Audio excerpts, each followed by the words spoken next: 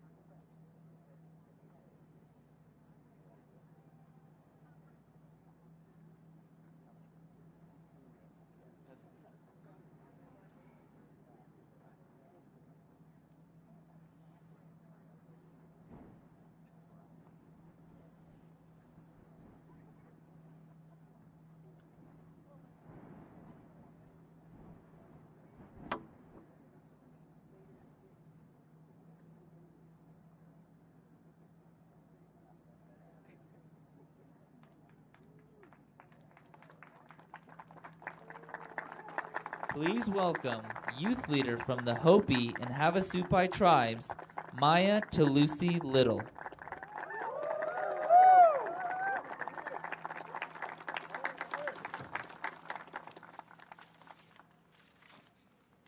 Gamuje Baje, Nyasivyo, Maya Talusi Little Exijge.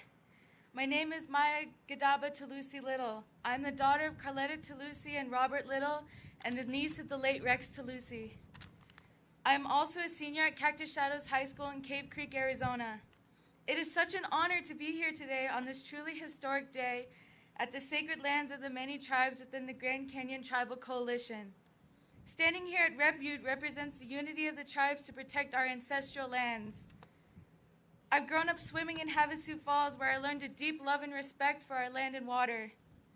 I've had the privilege to travel with my mother on her journey to protect our sacred homeland, its abundant natural resources, and to fight for environmental justice for all people.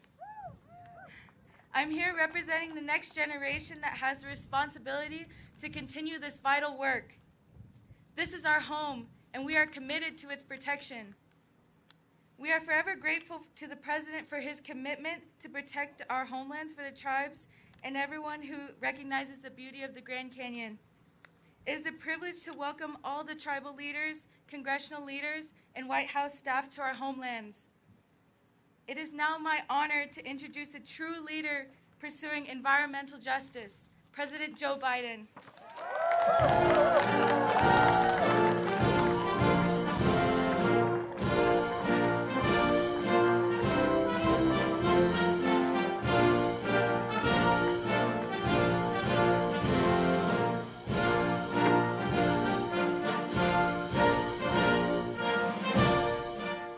Thank you. Please have a seat if you have one. If you don't have one, you can sit down anyway if you want. Well, thank you very, very much. Thank you for the introduction. When I was your age, to be able to stand up and introduce anybody, let alone a president, I would have frozen. Thank you. You're an impressive young woman. And I'm going to come down to those waterfalls pretty soon. It's great to be here, Secretary Howland, our first Native American Cabinet Secretary, and Brenda Malloy, the chair of our Council of Environmental Quality. And Governor Hobbs, congratulations, and you're doing a heck of a job. And Senator Kirsten Sinema, Congressman, where's the congressman? Is he here? There. We've been hanging out since I got here a little bit.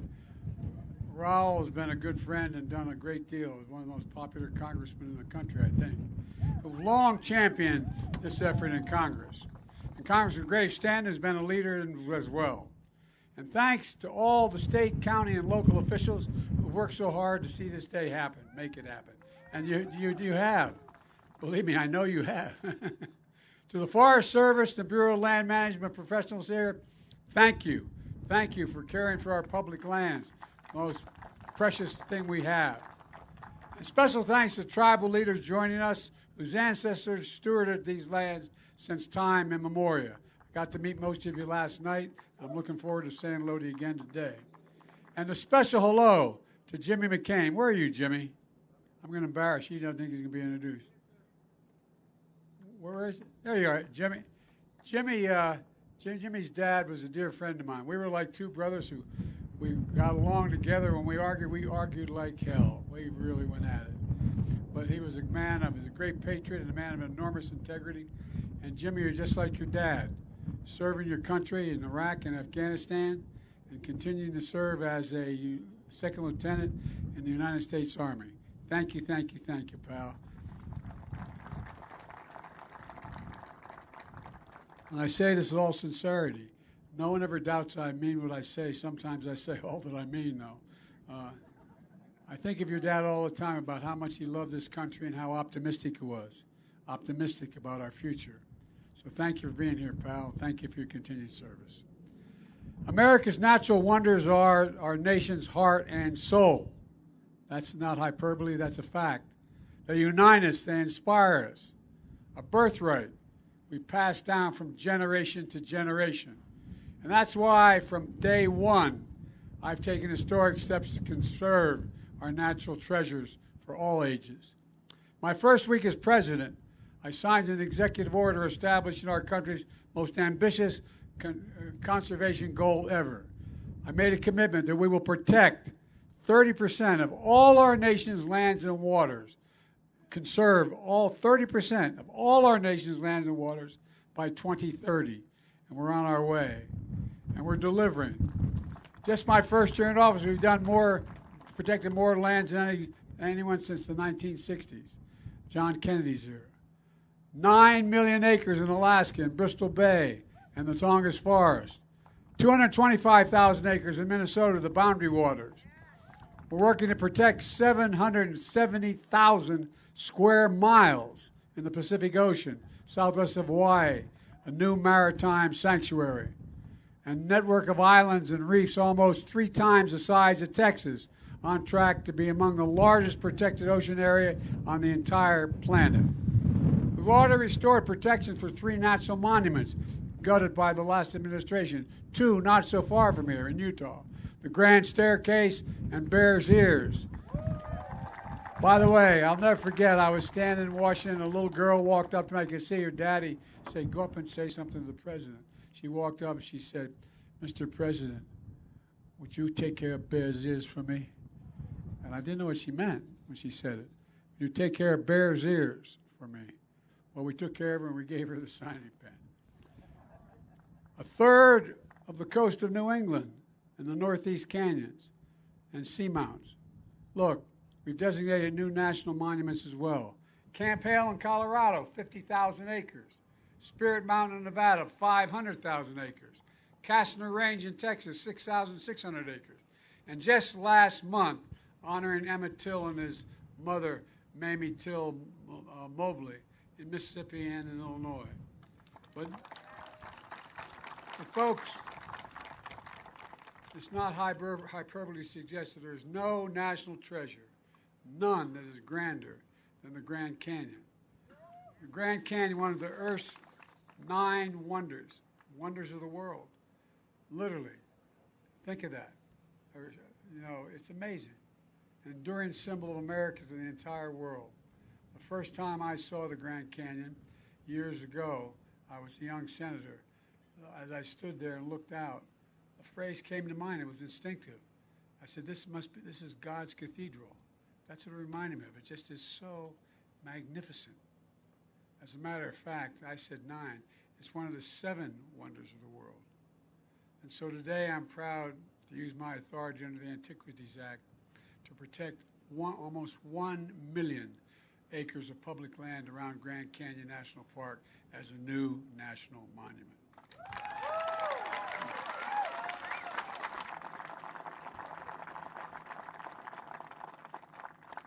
To help right the wrongs of the past and conserve this land of ancestral footprints for all future generations. Over the years, hundreds of millions of people have traveled the Grand Canyon, awed by its majesty, but fewer are aware of its full history. From time immemorial, more than a dozen tribal nations have lived, gathered, prayed on these lands. But some 100 years ago, they were forced out.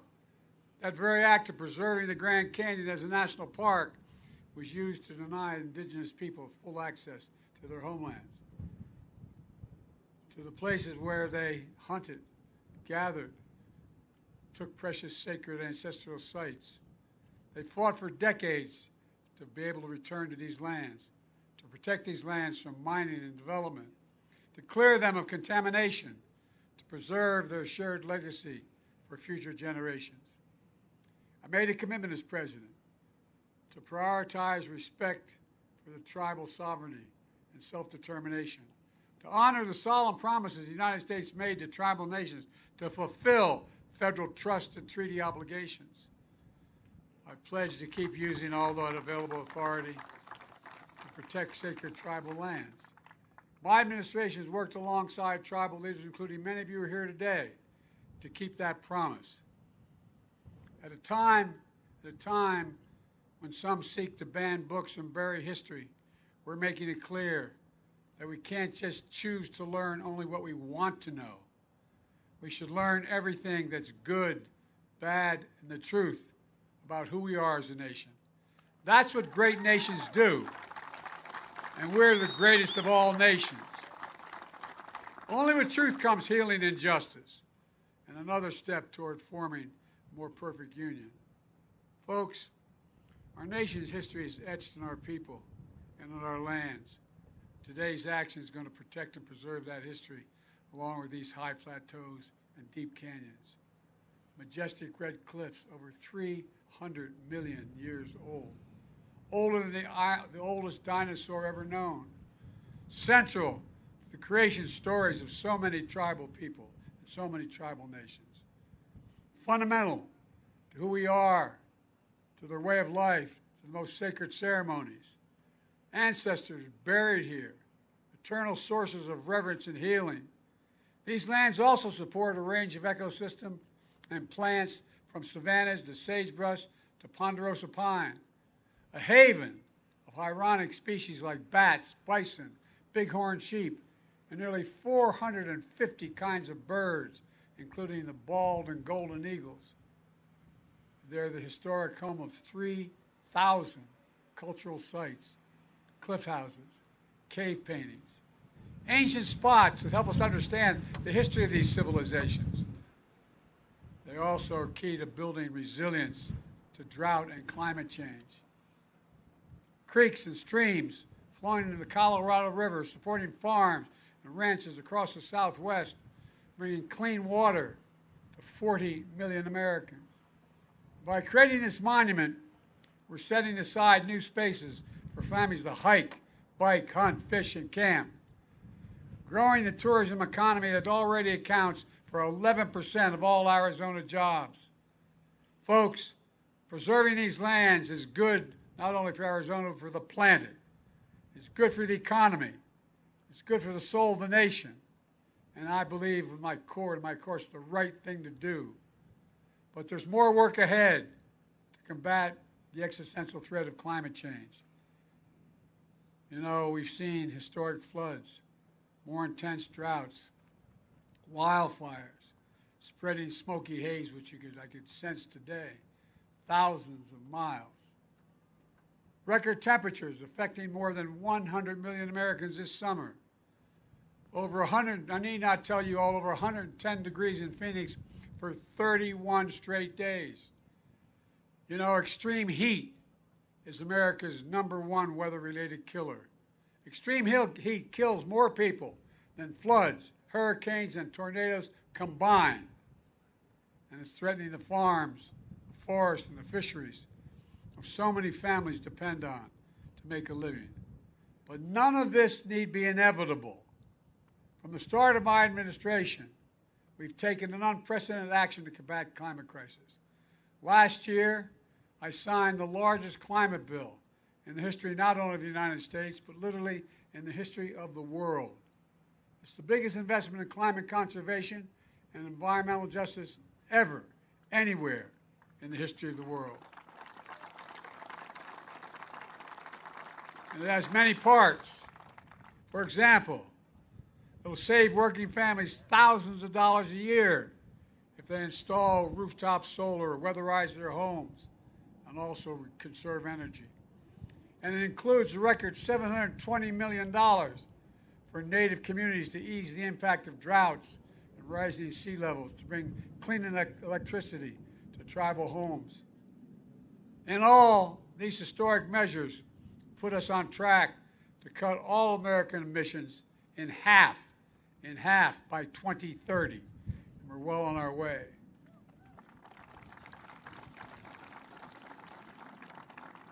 It also creates enormous employment, enormous growth, and things that better people's lives. My mom, God love her, had an expression when I lost my family. She said, "Joey, out of everything bad, something good will come if you look hard enough for it." Well, there's a lot of good that's going to come from the sacrifices of dealing with taking on the climate crisis. Folks, these are investments in our planet, our people, in America itself. Protecting our outdoor treasures, making our nation more resilient. But some MAGA extremists in Congress are trying to undo it all. I didn't get any help from the guys on the other team. Every single solitary person voted against this historic clean energy investment. And now many of them are trying again to repeal these parts of the bills. But we won't let them. There's too much at stake. Let me close with this. America's natural wonders are central to our heritage and our identity as a nation.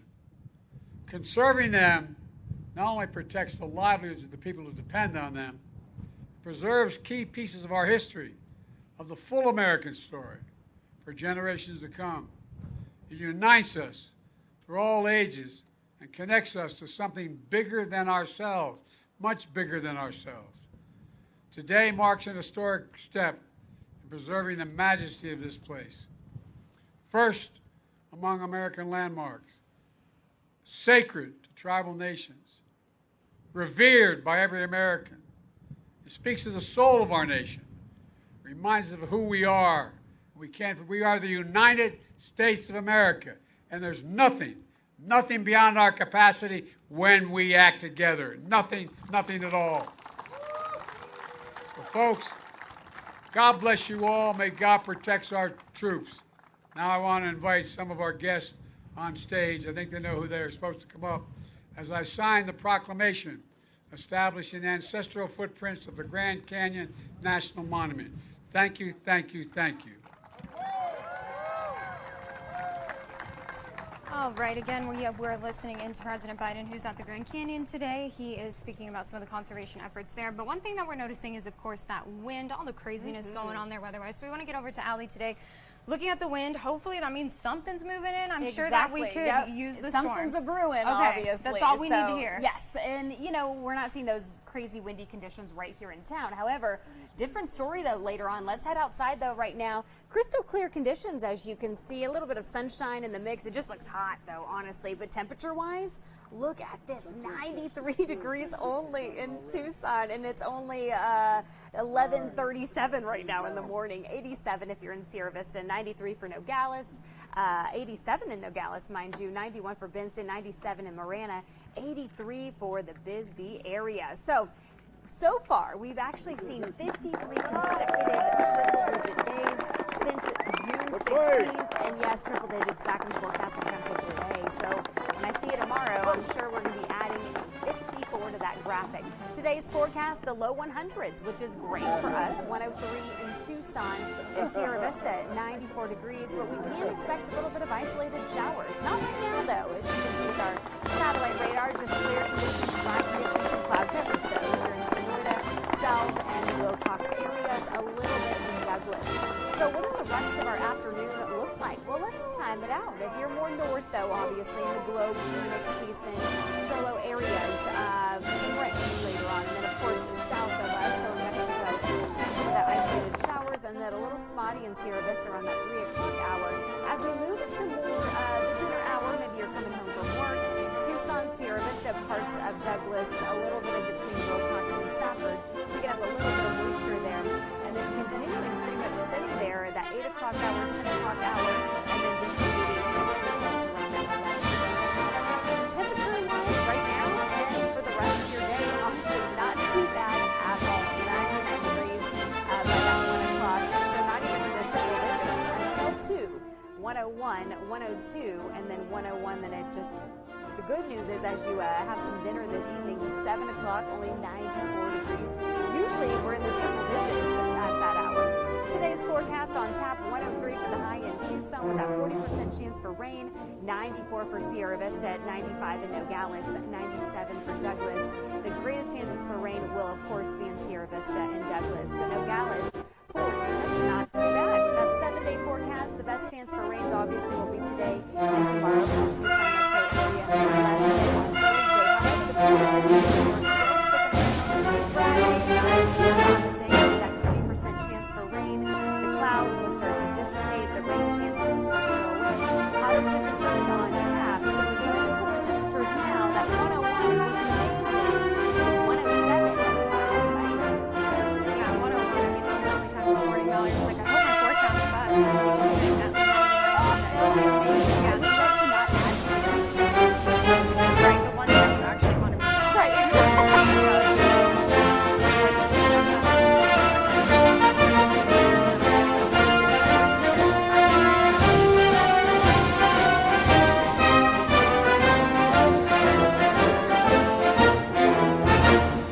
say kids should be getting water breaks every 15 minutes. They add in this heat, it's not even a bad idea to take breaks more frequently. If their game or practice is more than an hour outside, they need to be getting electrolytes or Gatorade or other sports drinks as well. Also in this heat, health experts say taking precautions like staying in. Meanwhile, doctors' offices are busy with physicals for students. Once your child turns 3, that's when they need to get a physical at least once a year. Doctors say it can show underlying problems that people may never know about. They check on things like asthma or diabetes, or even if there's a family history of heart problems. From head to toe, inside and out, we want to make sure that everybody is safe, so the athlete can have a great opportunity to experience sports and, hopefully have a nice career. And so it is very important to get those physicals to screen and identify any risk factors that could potentially harm them. And doctors say with this record-breaking heat, kids can start hydrating as early as the night before to make sure that they have enough fluids. And if they get dizzy, they have a headache, or if they start throwing up, that is the time when they need to start talking to their coaches or trainers to make sure they're staying as safe as possible. Reporting in studio, Jack Cooper, back to you. And another story that we are following from overnight is a shooting in Cerrito last night. According to police, this all started with a report of an unknown problem at a home there. You can see this story up on our website right now if you want to learn more about it. Now, police say they were called to that home located near Old Nogales Highway. When they arrived, they found a man who was later pronounced dead by paramedics. He was injured at first, but then paramedics pronounced him dead at the scene there. So Cerrito police are currently investigating this death. They say if you have any information to please reach out to them. Right now we don't know anything about the victim or any suspects that they're searching for. So keep an eye on this story on our website and we'll update it, of course, as soon as we learn more from police out there. There's also the numbers that you can reach out to if you do happen to know anything right there on our website. Now, another story that we are following today, of course, been a big story here locally, is the shift to the Big 12 from the Pac-12. Obviously, it doesn't go into effect this season, but it will impact students starting next school year. And aside from student athletes, it's also going to just impact the university in general. So J.D. Wallace sat down with some of the students from the U of A to hear kind of what they thought about that upcoming change. Switching conferences has varying importance to students awaiting the start of classes. From an incoming freshman, I don't know. Maybe. I feel like time will tell. It's a new choice. So I feel like this first year is our test year before we really know how that's going to change things for us. To a PhD student. I think it's too bad. Geographically, it made a lot of sense to be grouped with Washington, California, Oregon. But more importantly, academically, the conference had a lot going for it. It had, some of the strongest schools, UW, Berkeley, Stanford, UCLA. And I think, being a good conference academically is something to be proud of. And, it might be a little bit of a step down moving to the new one. The UA Chief Enrollment Officer, Casey Orquidez, sent this statement. We are excited to move into the Big 12 and already draw a great number of applicants from the states included in the Big 12. We will continue our great work nationally to bring in a well-rounded and academically excellent class each year. Time will tell, and we are excited to get out there. You're hurting the academic side of the house. Stephanie Herbst-Deluck has studied the effect of a conference shift on other schools. The faculty in the Big Ten all share not only a library system, but they work together on all kinds of research grants that they submit. For students, they'll keep studying, and the games are there for downtime. One thing that is disappointing, I'm a huge basketball fan. We're going to get to see Bronny James, USC, for I was thinking 4 years. Hopefully he's okay. Hopefully he'll play. But now, this might be the one chance to see him. I think if I was an athlete, it might have affected my decision. But since I'm just going here regularly, not for me now. Because you're local. Yeah, I am local. I'm still going to go to the game, still my team.